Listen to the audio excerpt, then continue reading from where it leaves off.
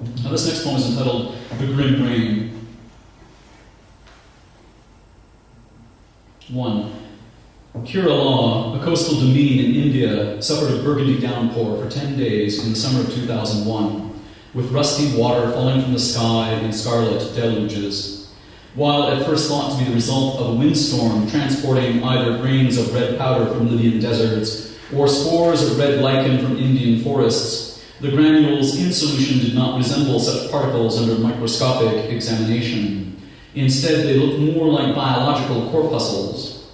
The granules remained dormant at conventional temperatures, but when heated to 620 degrees Kelvin, hotter than the melting point of lead, vesicles appeared inside these granules, growing until such nuclei burst forth from the host cell, replicating without apparent recourse to DNA, thus leading to speculations that these cells were extraterrestrial in their origin, seeded into the atmosphere by a meteoric airburst. 2.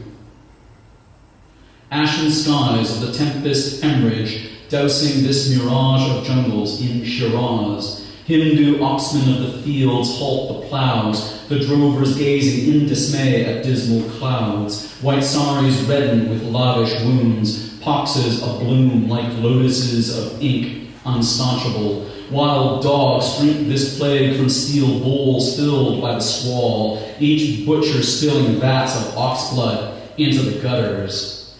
Flies rage among the roses as if in the throes of rabies, the village but an abattoir, where slaughter discolors window panes of rainwash with an azo dye that stains slides for our microscopes. Behold, no spores of ruddy algae, no terracotta grains of pollen, no russet lichen, just a gouache of crimson spatter whose downpour scorched the groves, igniting flambeaux from umbrellas.